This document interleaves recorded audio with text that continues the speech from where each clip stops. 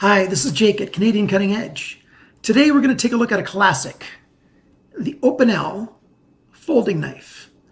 This one's a number 7, and the folding knife is a classic design. Nobody replicates it.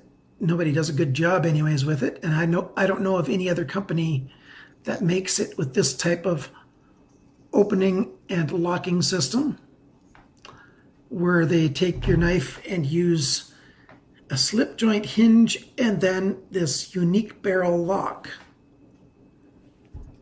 that Opinel uses. Beechwood, stainless steel, or high carbon steel, you've got your choice. They come in a wide variety of sizes in the exact same configuration. They look identical except for the sizes. Really, really small ones. They used to have a number 1. And they've since discontinued it. It's too small. All the way through double digits. This one's the number 7. It's a bit over 3 inches long. A very nice full flat grind knife. A very thin blade. You can see right through it. You're barely looking at it when you see me. See, take a look at that. Just a thin, thin knife. The Opinel number 7. Coming down to the tabletop, we'll take a look at this together. I've got no illusions that you probably haven't seen this knife before, and I'm introducing something new and awesome. Yeah, I think it is awesome, but it's certainly not new. But perhaps you haven't seen it yet, or perhaps you'd just like to see another review on this knife. So coming down to the tabletop, and let's take a look. This is the Opinel number 7. It's a nice folding knife.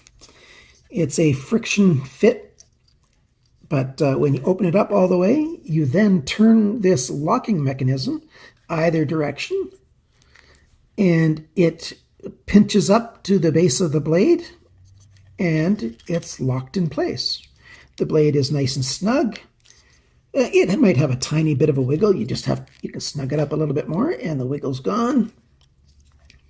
It's a very ingenious locking system, especially, it came out way over 100 years ago, before there was any modern machining happening. They came up with this system to lock the blade. You can see just inside here, you can just see the outside of that pin. That's the pin that is the pivot pin, and the knife pivots on that bar. This is Beechwood.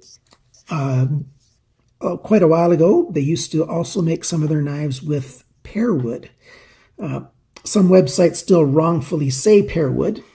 I'm going to wipe this down, wiping away from the edge to get my fingerprint off of there. But they aren't pear wood. All of the new ones now are beechwood. And that beechwood, 95% of them, they say on their website, comes from France.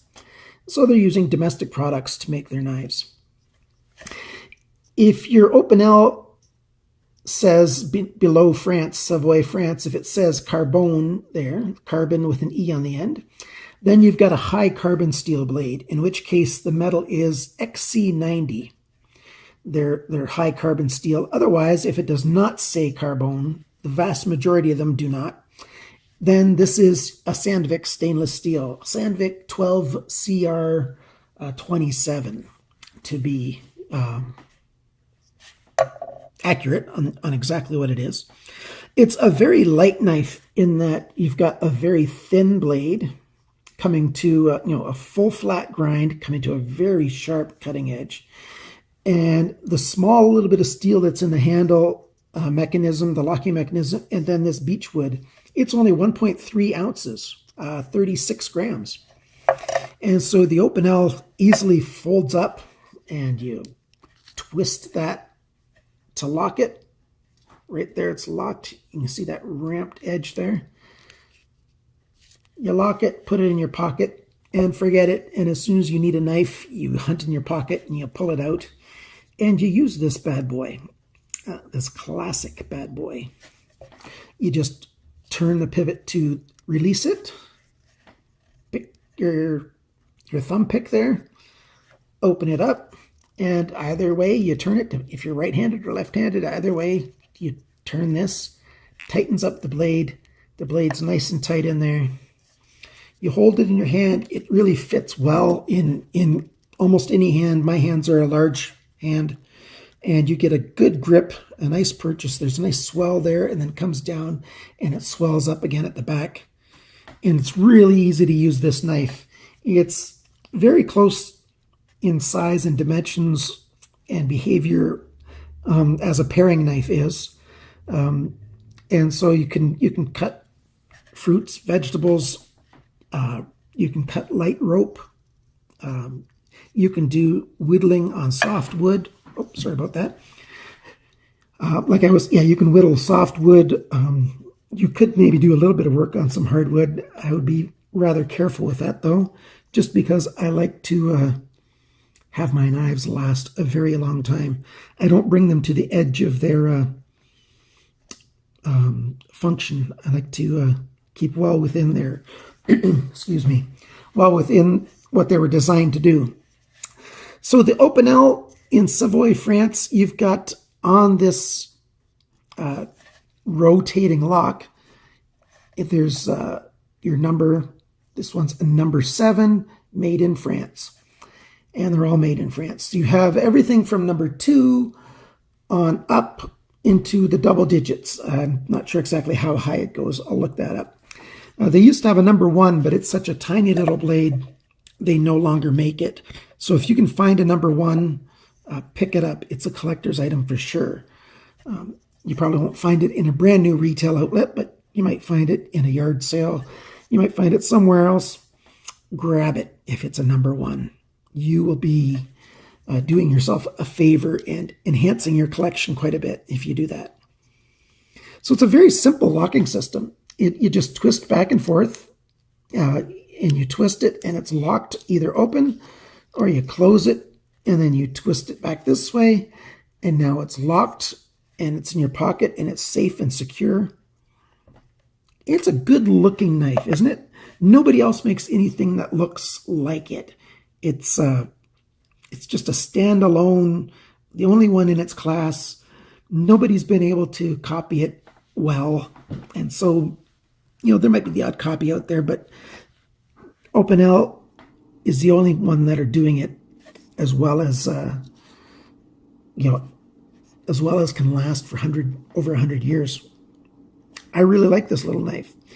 It gets stored in with our camping utilities collection, so I don't usually carry this in my pocket, although sometimes, I just feel like carrying this unique knife and I take it with me. The Opinel, a very useful little knife.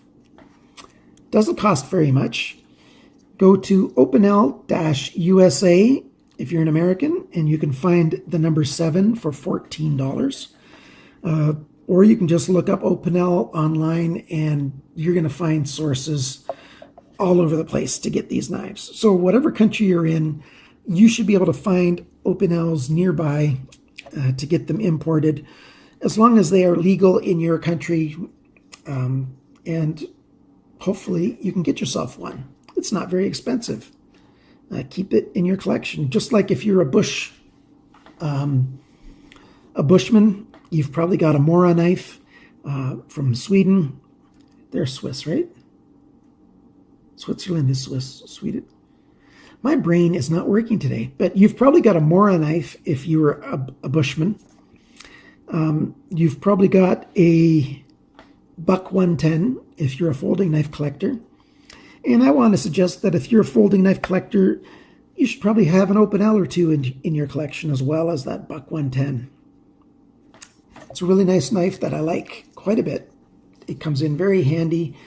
This full flat grind coming to a very thin edge there. It cuts very well. It just slices through fruits and vegetables like nobody's business. And it does well on softwood. Remember, friends, always cut towards your chum and not your thumb. Bye now.